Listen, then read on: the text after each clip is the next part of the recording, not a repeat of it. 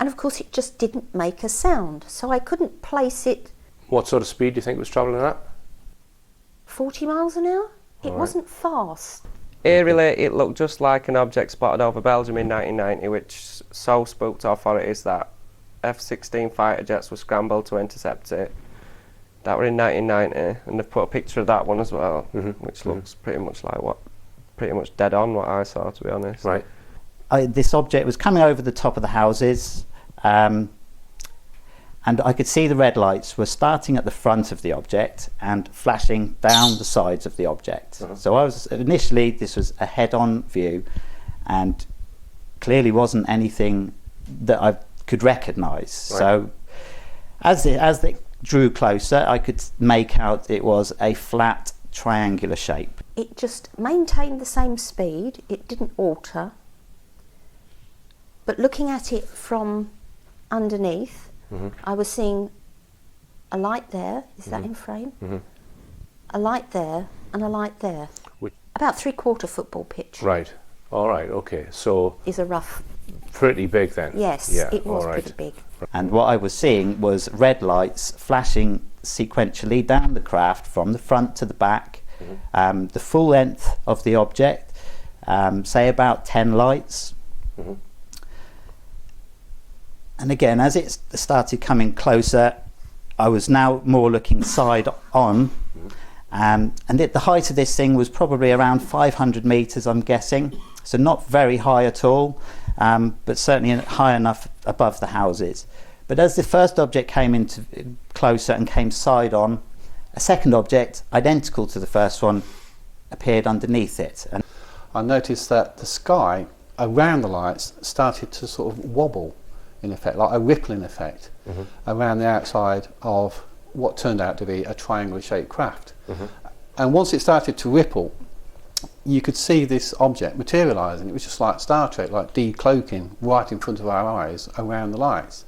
Once we realised that it was a craft there, the craft floated its nose into the air. Now I say floated, it manoeuvred like no other craft I've seen. I've been in the aircraft industry, I've been to air shows, I know what craft look like when they move about. This thing was floating. It looked like it was underwater, like a submarine. a size, again guessing, is 20 to 30 metres long, the objects.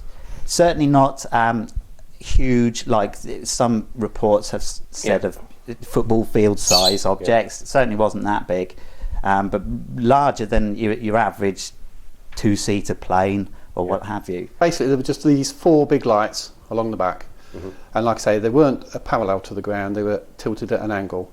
Now I also noticed during the course of there was a little light off to one side. It turns out that would be the one underneath the nose at the front, but at this point we didn't know that. We could just see 4 lights at the back and 1 under the front. And it was at this point that the triangle tilted up in the air, but it rose, like I say, like a submarine underwater. Now once it did that, we could see on top of the surface all these lines interlocking, looked like girders.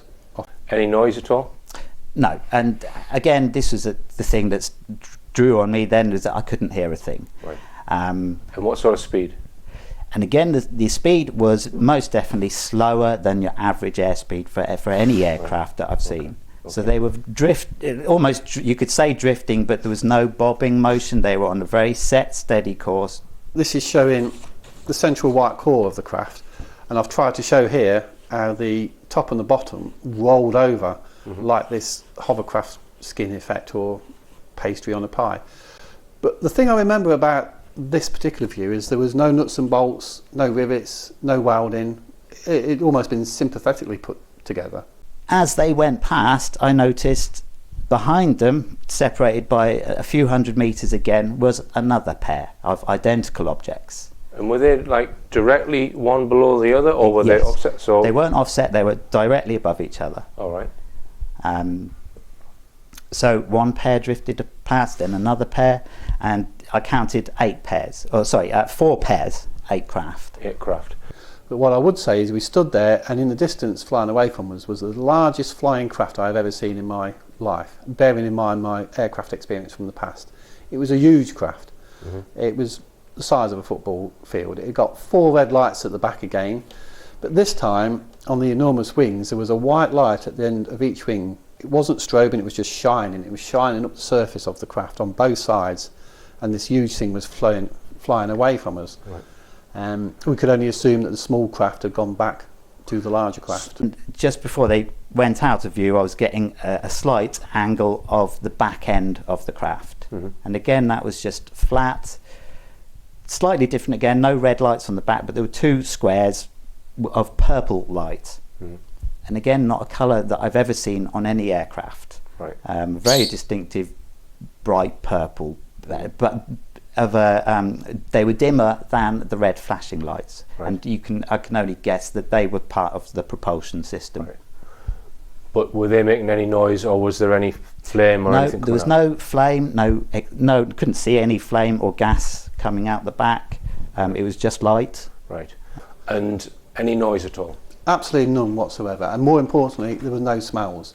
You couldn't smell anything. There was no fuel being burnt from like a conventional engine. Bear in mind, these witnesses are just a sample of over 40 black triangle cases I now have in my database. One very strange aspect which crops up again and again in witness statements is these craft seem to have the ability to appear or disappear in situ. On occasions, witnesses will just see a light, then a triangular craft will seem to materialise around it. This doesn't necessarily mean the material of the craft is being manifested from another dimension. It could be that a field effect around the craft is making the light normally emitted behave differently, therefore making it invisible. I asked some of the witnesses, who do you think these objects belong to? It's possibly military, even though it made itself invisible, you still think they've got that technology? Oh yeah. It's either military or aliens, right, isn't it? And that's it. Right. Why are they flying over between Pontefract and Rotherham? God knows. Yeah. That's the answer. That's the question that I'm addressing. Yeah. Why would they do it? Whether it's a secret, some sort of secret aircraft that's been developed, or it's of some other origin, I don't know. But immediately you think spaceships, aliens. I would personally think it could be something like an aircraft of from some secret human. That's craft. right. Yeah. So why would it be sitting there, just hovering above the traffic? Well, maybe I tend to think like a moth to a candlelight. Obviously, something completely unlike our known military aircraft. So it is an airspace that I know is used by the military. Right.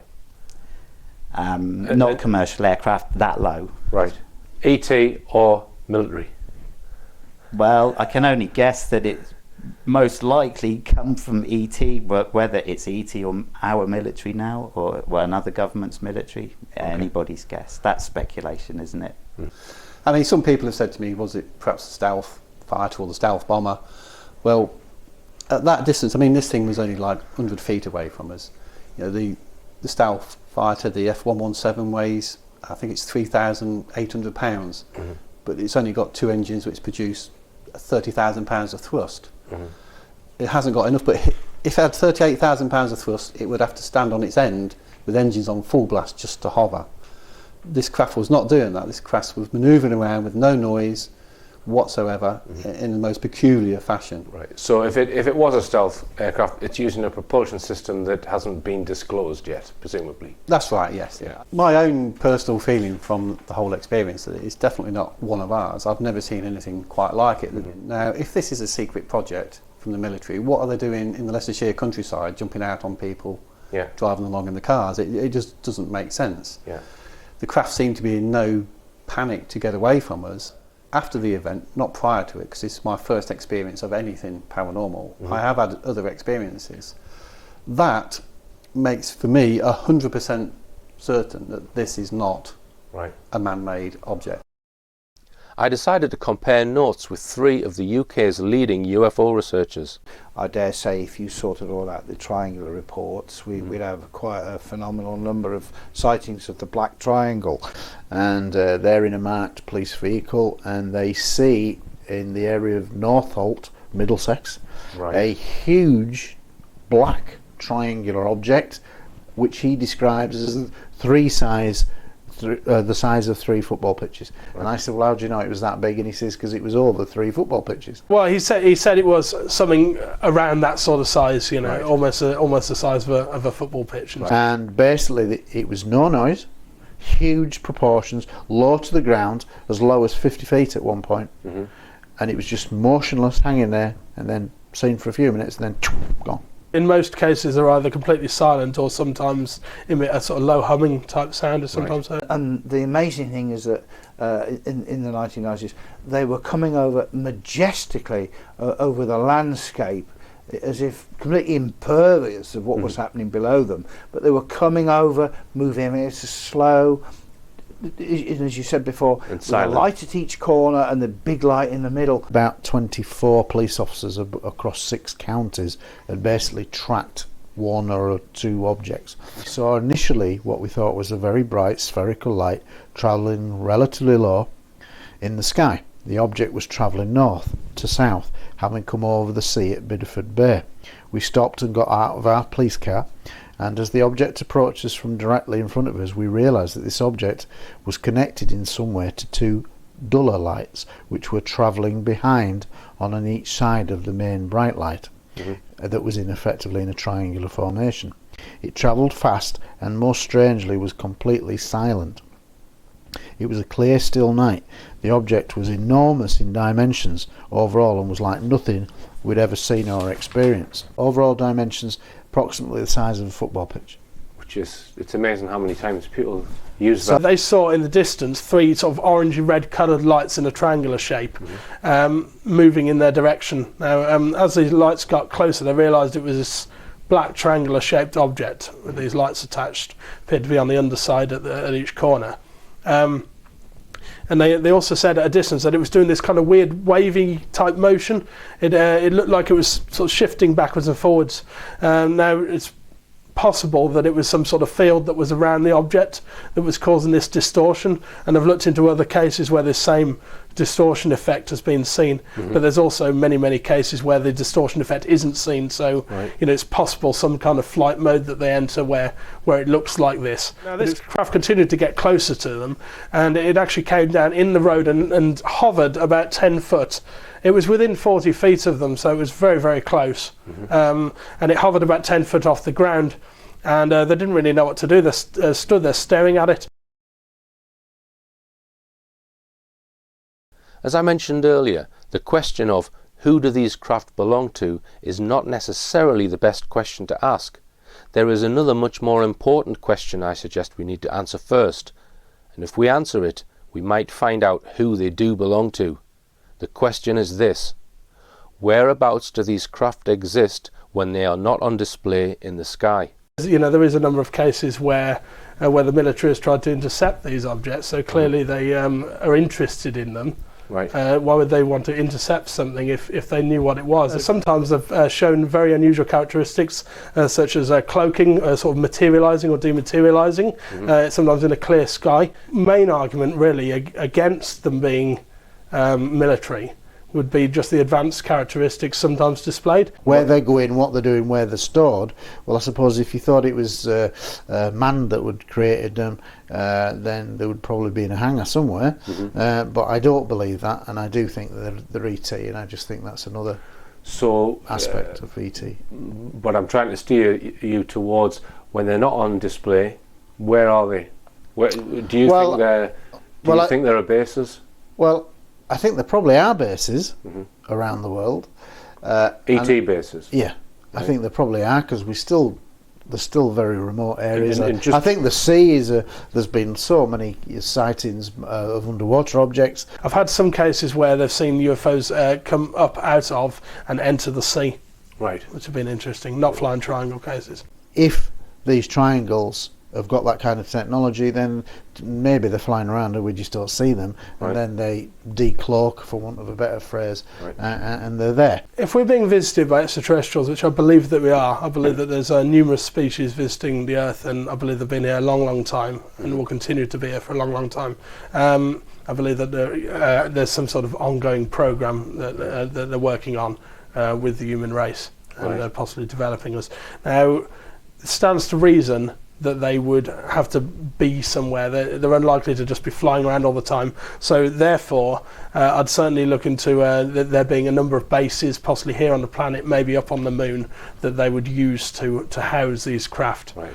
if we consider undersea or underground bases, you wouldn't be able to pinpoint any areas that you think are more likely than others. No, no. I think if I was going to have a base underwater, I'd put it in a really deep trench where nobody goes. There's a number of cases linking with missing time or sort of even mind control. Sometimes aspects of that seem to be involved. And also I've dealt with a number of cases that directly link flying triangle craft with the abduction phenomena. Right. So these bases may have been on the planet for a long time, and there's a lot of talk about bases in the depth of the oceans. That would be a very, very good place to put them, because it's somewhere out of reach of human civilization.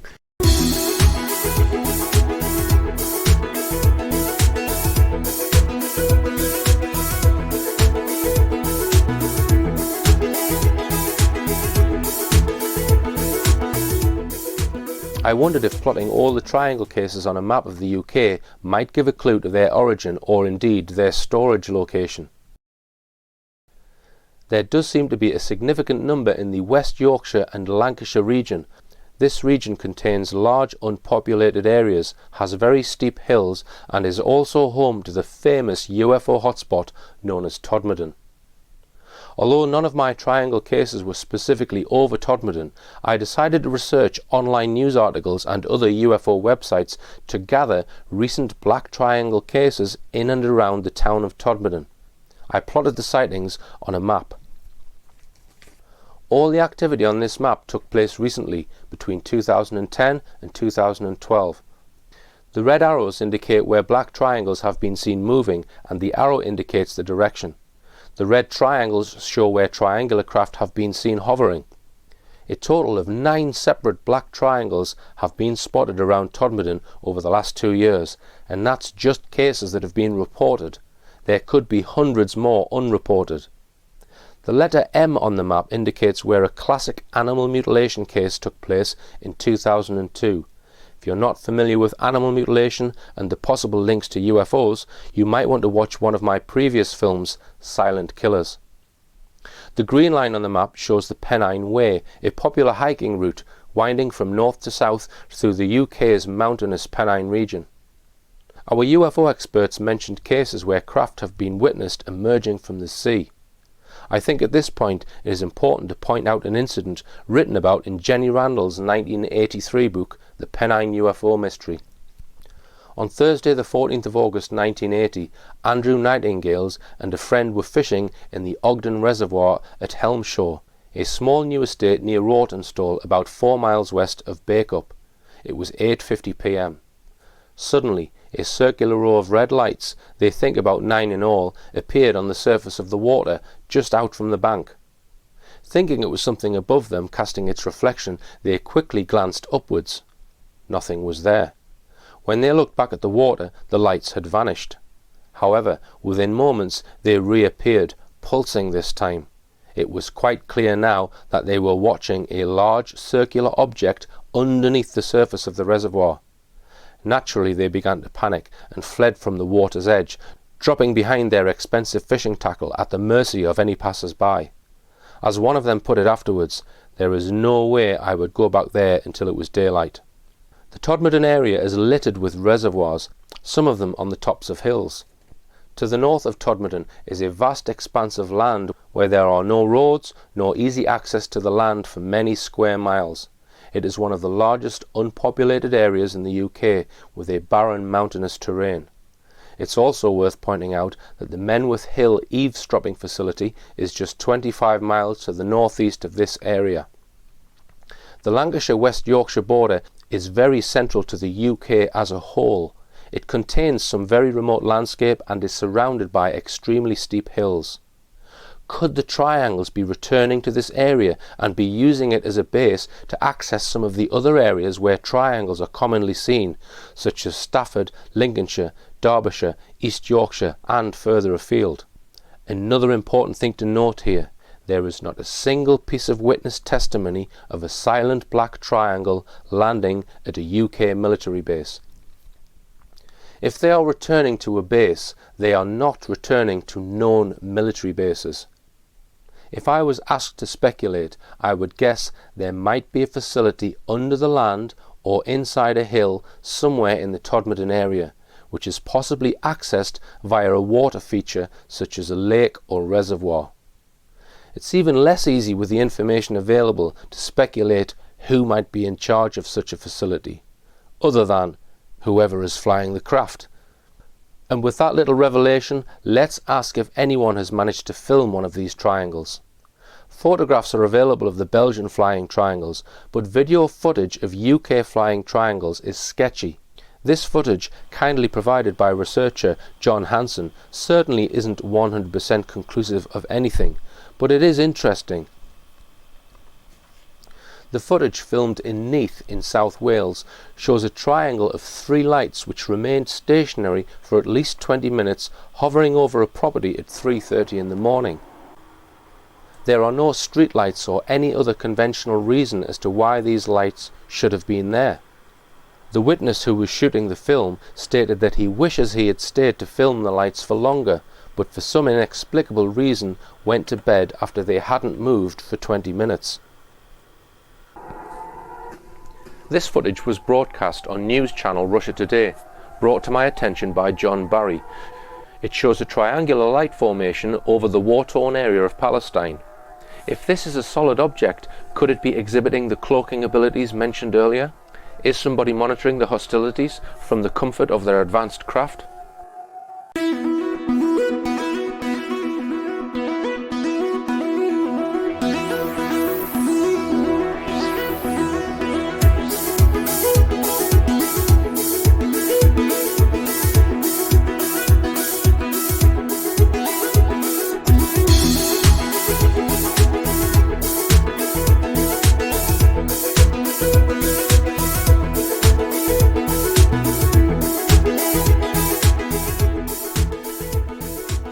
UFO researcher Dave Hodrian mentioned that black triangle craft have been associated with alleged abduction cases. The abduction phenomenon will not be covered in this film, but I will make a comment about research which is going on in the UK into this field. There are a number of groups currently operating which claim to support alleged abductees, and this support involves sometimes filming harrowing testimonies of self-claimed abductees' accounts of what they have experienced. In my opinion, the best way to support individuals making such claims is to devise methods which will produce new evidence to either confirm or disprove what they are saying. The self-claimed abductees will only be fully vindicated if and when researchers find strong, tangible evidence. Some organisations claiming to support alleged abductees do not seem interested in finding any tangible evidence, which surely should be the main objective of their organisation. I have had several cases reported to me of abduction, one involving a black triangle UFO. I have interviewed this witness, who interestingly acquired a small triangular scar he cannot account for in the middle of his chest the night he witnessed the black triangle, and he has several hours he cannot account for. I am aware of other witnesses with similar marks on their bodies. The abduction phenomenon is outside the scope of this documentary, but it is something I will be looking into more in the future. The statements made earlier by Dan Sherman are of particular importance here, which is that the NSA in the United States have collaborated on abduction projects and have been monitoring worldwide abductions since the 1960s. Sherman also stated that there may be many projects currently running involving abduction. The quest of my future research into this area will be to devise methods capable of producing tangible evidence as to whether abduction is going on or not.